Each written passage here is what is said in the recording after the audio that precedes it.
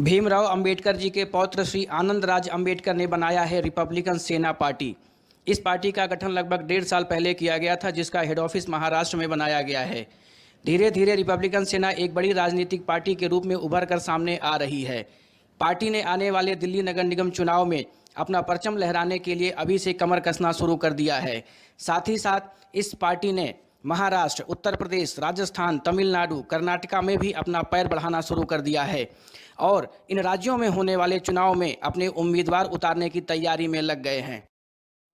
अंबेडकर जी के पुत्र आनंद राव अंबेडकर जी की पार्टी रिपब्लिक सेना उन्होंने गठन किया, जिसका हेड ऑफिस महाराष्ट्र में है। और उसके बाद उन्होंने बहुत तेजी से अपने संगठन को बढ़ाया और यहाँ पे बहुत भारी संख्या में लोगों को गठित किया। उसके बाद ही कई राज्यों में उन्होंने चुनाव की तैयारी भी की, जिसमें यूपी, राजस्थान, महाराष्ट्र और तमिलनाडु। और उसके साथ ही यहाँ पर दिल्ली में भी बहुत मजबूती से उनकी पार्टी आगे बढ़ रही है।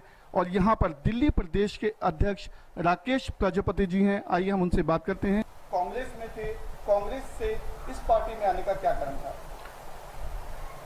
22 साल मैंने कांग्रेस में काम किया। मुझे ये एहसास हुआ कि कांग्रेस पार्टी में कार्यकर्ताओं का सुना नहीं चाहते थे, उनका शोषण होता था।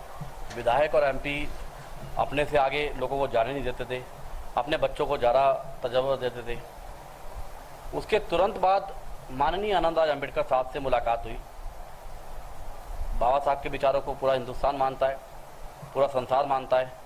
जब मुझे उनसे मिलने का मौका मिला और जब उनके बारे में मुझे पता चला कि आज के युग में 37 स्कूल और कॉलेज चला रहे हैं जहाँ पे फ्री ऑफ कॉस्ट बच्चे पढ़ते हैं। उनका मिशन था कि बाबा साहब के सपनों का हिंदुस्तान बनाना।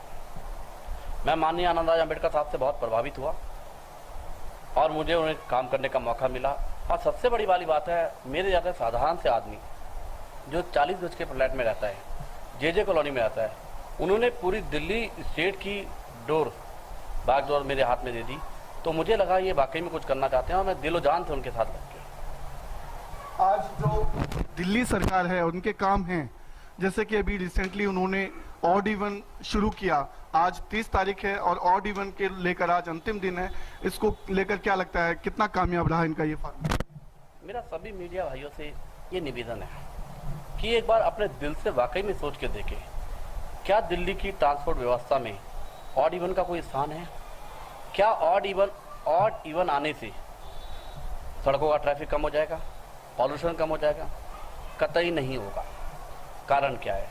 80% ऐसे लोग हैं जिनको कार की ज़रूरत है, 4 व्हीलर की ज़रूरत है, चाहे उन्हें बच्चे ड्रॉप करने हो या वाइफ को ड्रॉप करना हो या उन्होंने अपने छोटे मोटे काम करने हैं। एक गाड़ी और रखेंगे तो दूसरी इवन रखना पड़ेगी। उस कंडीशन में क्या होगी, ना सिर्फ सड़कों पे बोझ होगा, बल्कि पार्किंग की व्यवस्था जो ऑलरेडी नहीं है हमारे पास, उसके लिए कितना लड़ाई झगड़े होते हैं। आपने देखा होगा कई जगह मर्डर भी हुए हैं। वो समस्या और गंभीर रूप में धारण कर लेगी। तो मैं ये मान के चलता हूँ कि दिल्ली सरकार के पास ट्रांसपोर्ट के लिए कोई सिस्टम नहीं है। आनंद फानन में ये आ गए, ये समझना नहीं चाहते कि दिल्ली की एक्चुअल समस्या क्या है। आप यकीन मानिए, PWD की कुछ सड़कें ऐसी हैं जहाँ छोटा सा गड्ढा होता है, उसके वजह से कई किलोमीटर तक का ट्रैफिक जाम होता है। किसी की लाइट खराब होती है तो जाम होता है। बेसिक पकड़ना नहीं चाह रहे हैं। तो आज ये उनके एजुकेशन सिस्टम जो उन्होंने बच्चों को यहाँ पे पढ़ाने के लिए स्पेशल अलग से बजट अलॉट किया और बजट में काफी बढ़ोतरी की, उसके बारे में क्या कहेंगे? एजुकेशन सिस्टम कैसा चल रहा है इस वक्त दिल्ली का? मुझे नहीं लगता कि शिक्षा ये दिल्ली वालों को दे पाएंगे। दिल्ली वालों ने बड़े दिल से इनको चुना था और उन्होंने दिल्ली के दिल वालों के दिल में कितने छेद कर दिए हैं, आज चुनाव करा के देख लीजिए, इस बात का पता चल जाएगा। बड़े बड़े इनके होल्डिंग पोस्टर आए हैं, अखबारों में आ रहा है कि जी फीस में कम होगी, फीस नहीं बढ़ने देंगे। लगभग सभी स्कूलों की फीस स्लिप आप जाके देख लीजिए, 20% के लगभग बढ़ गई है। एडमिशन में भी इन्होंने कहा था कि कोई एक बच्चा नहीं रह जाएगा, सबको शिक्षा मिलेगी। ये ऐसा कुछ हुआ नहीं। मैं तो ये मान के चलता हूँ, जितने जे कॉलोनी में, झुग्गी झोपड़ियों में जहाँ हमारे लोग रहते हैं, मैं जा रहा हूँ, मुझे तो कोई चीज़ नजर नहीं आया। बल्कि सरकारी स्कूल का स्तर कुछ नहीं चेंज हुआ। जब तक आप सरकारी स्कूलों को इम्पोर्टेंस नहीं दोगे, शिक्षा के लिए एक नई नीति नहीं बनाओगे। देखिए, हम ये चाहते हैं देश में शिक्षा समान।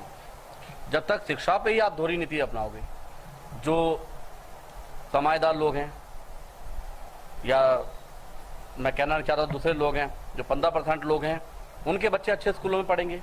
हमारे बच्चे 85% लोग गरीब दलित पिछड़े वर्ग के लोग सरकारी स्कूलों में पढ़ेंगे, उनका स्तर कहाँ मिल पाएगा।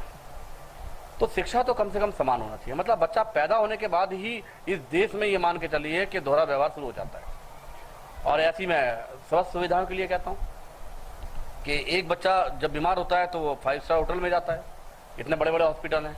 हमारे बच्चे जहाँ जाते हैं वहाँ देखिए पानी की व्यवस्था नहीं है। आज भी जीबी पंत हॉस्पिटल में दिखा रहे थे कि पानी नहीं पहुँचा, इस वजह से कई ऑपरेशन हो गए। कोई भी ऐसा नहीं लग रहा 1 साल के बाद कि शिक्षा और स्वास्थ्य सुविधाओं में कहीं कोई चेंज आया हो। बल्कि देखो कितने अचरज की बात यह है, दिल्ली कितने गरीब लोगों का शहर है। दिल्ली में यही गलती माननीय मुख्यमंत्री शीला दीक्षित जी ने की थी कि उन्होंने बिजली के मीटर लगवा दिए थे, लोगों के आंसू आ पड़े। अब बाद में जनता ने कांग्रेस सरकार के आंसू निकाले। अब ये पानी के मीटर लगवा रहे हैं, पानी के मीटर भी तेज भागेंगे। देश की जनता को कम से कम बिजली और पानी तो सरकार की तरफ से मिलना चाहिए। 526 करोड़ का बजट इन्होंने सिर्फ अपने एडवर्टाइजमेंट के लिए करा है। भैया काम करो, जनता अपने आप देख लेगी। यदि आज पब्लिक को फायदा होगा तो इनके एडवर्टाइजमेंट के है बड़े बड़े पोस्टर लगे हैं। देखो कितना दुर्भाग्य है इस देश में, जहां एक तरफ महिलाओं के लिए शौचालय नहीं बने, जहां जे कॉलोनियों में पानी की सुविधा नहीं है, सीवर की सुविधा नहीं है, स्वास्थ्य सुविधाएं नहीं है, बच्चे पूरी रात सोते नहीं है बिजली ना आने के कारण उस जगह पे फंड लगाने की अपेक्षा बड़े बड़े केजरीवाल साहब के होर्डिंग लगा रहे हैं। तो क्या फर्क रहा कांग्रेस, बीजेपी और आम आदमी पार्टी? तो ऐसा नहीं है कि ये जो होर्डिंग्स लगे हैं ये लोगों को अवेयर करने के लिए, जागरूक करने के लिए? नहीं, इससे क्या जागरूक होंगे? ये तो देखिए हमेशा ऐसा हुआ है कि पार्टी यदि अपने कार्यों का प्रचार करती है तो उसे अपना पैसा, अपने पार्टी फंड से पैसा खर्च करना होता है। पहले उनकी सेवा करें, उनकी स्वास्थ्य सुविधाएं हैं, शिक्षा सुविधाएं हैं, शौचालय है, पानी है, बिजली सरकार की देन है और देना भी चाहिए। और मैं तो आपके चैनल के माध्यम से यही कहूँगा कि बाबा साहब भीमराव अम्बेडकर जी को पूरा हिंदुस्तान मानता है, विदेशों में भी माना जाता है। सभी से ये निवेदन है कि बाबा साहब समानता का अधिकार चाहते थे, बाबा साहब सभी लोगों की एक जैसी सुविधा चाहते थे।